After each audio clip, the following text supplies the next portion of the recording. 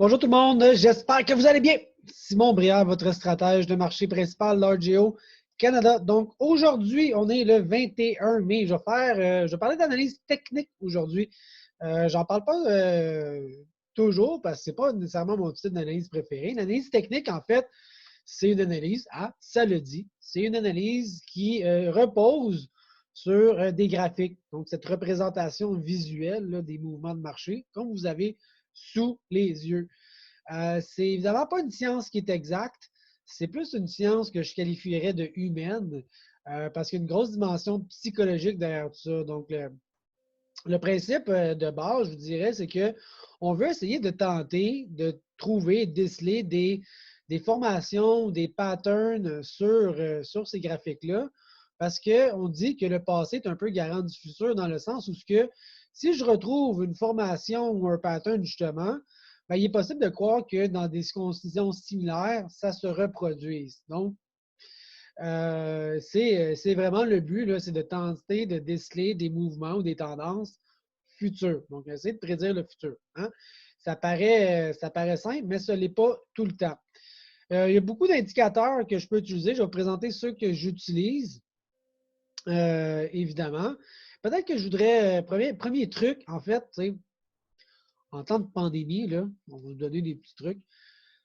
Pour moi, ce qui marche bien, là, moi, ça n'a pas rapport à l'analyse technique, là, mais c'est d'avoir une très bonne alimentation. Une bonne diète variée, remplie de fruits et légumes. OK?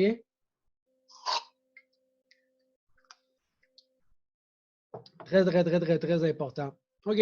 Donc, mouvement de marché, analyse technique. Qu'est-ce que je surveille? MA ici, je prends des moyennes mobiles. Moving average. OK? Ces moyennes mobiles-là, vous les voyez en orange ici ou en bleu. OK? Ce que je vais vouloir tenter de voir, c'est les croisements de ces moyennes mobiles-là.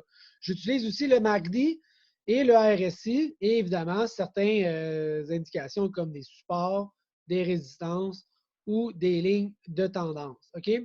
Donc, on part ça. Disons, je veux commencer avec les moyennes mobiles. Donner un exemple, regardez ici, quand ça croise vers le haut, c'est un signal d'achat. Quand ça croise vers le bas, ça serait un signal de vente. OK?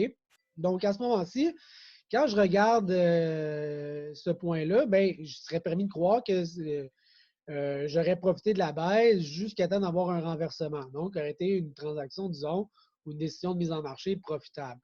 En ce moment, je n'ai pas beaucoup d'indications, je vous dirais. Là, ça croise, décroise, croise, décroise, beaucoup d'indications. Donc, j'aurais plus une interrogation à utiliser les moyennes mobiles en ce moment.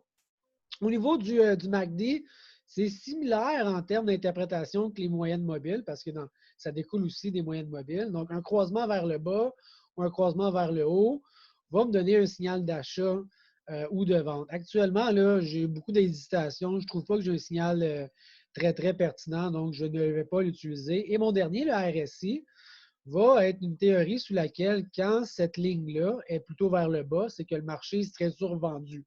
Ça veut dire qu'à un moment donné, après toute cette baisse, il y aurait une sorte d'exténuation. Le marché serait fatigué de toute cette baisse et il serait survendu. Donc, ça serait un signal d'achat. Au même titre, quand le marché serait peut-être plus haut, il y aurait une sorte de fatigue à l'achat et ça serait un mouvement, une indication de vente.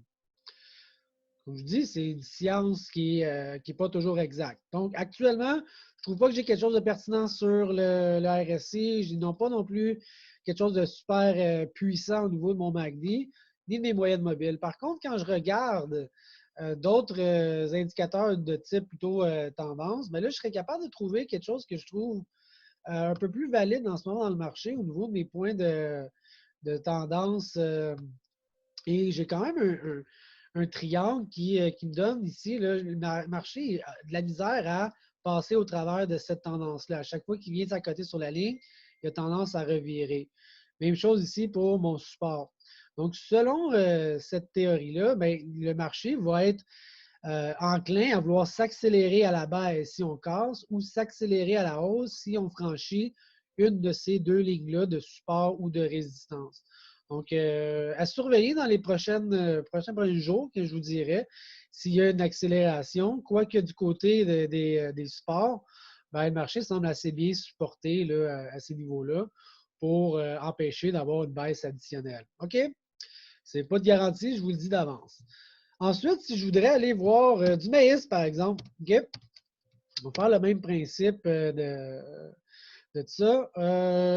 Moyenne mobile ici, hein, on a un gros croisement de moyenne mobile qui a été capable d'aller chercher une très grosse tendance jusqu'à tout récemment. Actuellement, quand je regarde ça, là, je trouve que j'ai un croisement ici à la hausse. C'est un signe qui est positif pour le marché. Intéressant. Ici, j'ai un autre croisement sur mon MACD qui me donne un signal d'achat. Et mon RSI qui était survendu m'a aussi donné un signal d'achat. Donc, à court terme, là, depuis quelques jours, disons depuis 2 semaines, même si au niveau fondamental, hein, mon bilan offre-demande, j'ai beaucoup d'abondance, le marché me donne des indications qu'il pourrait y avoir un petit rebond sur une base d'analyse technique. C'est un peu positif. Je suis demeure prudent, mais le marché aussi, on voit que ce n'est pas un slam dunk là, où que le marché il remonte rapidement. Je sens quand même beaucoup d'hésitation, mais je reste prudent au niveau de mes moyennes mobiles, mon MACD puis mon RSI, qui me donnent des indications de marché qui pourraient avoir un peu plus de force.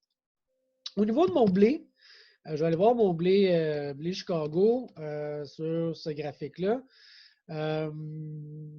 Commençons par mes moyennes mobiles. J'ai un croisement ici vers le bas, donc j'ai un signal de vente que je n'ai toujours pas renversé pour un marché haussier. Okay? Donc, je suis encore en mode vente pour ce qui est des moyennes mobiles dans le blé. Mon MACD, il est encore, mais je trouve qu'il flirte avec l'idée d'un signal d'achat. Faites attention. Mon RSI m'a donné un signal d'achat récemment. Okay? Ce que j'aurais tendance de vouloir espérer dans ce marché-là, parce que je vois quand même un très gros support ici, là, tout juste en bas de 5 le boisseau. Le marché était à côté ici et il a remonté. Donc, c'est un bon support que je vais respecter. Mais sinon, je vais aller voir un peu mes lignes de tendance et je trouve que j'en ai une qui est assez solide actuellement quand je veux évaluer ce marché-là. Donc, le blé a tendance à rester à l'intérieur de ce chemin-là et si jamais il brisait vers le haut, j'aurais une tendance à dire que le marché pourrait s'accélérer à la hausse et bien évidemment, s'il casse ce support-là, ça pourrait s'accélérer à la baisse. Donc, c'est mes prochains mouvements que je vais vouloir interpréter au niveau de mon analyse technique dans le blé. Donc, j'espère que ça vous aide un peu à des fois mettre un petit peu de perspective différente, avoir une approche différente justement là, de le fondamental d'offre et de demande. Et ben, je vous laisse là-dessus. J'espère que vous appréciez ces petites capsules-là. Si vous avez des questions, des commentaires, hein, comme d'habitude, n'hésitez pas. Et je réponds à des conseils culinaires plus qu'il faut non plus. Alors voilà, bonne journée. Bye. Soyez prudents.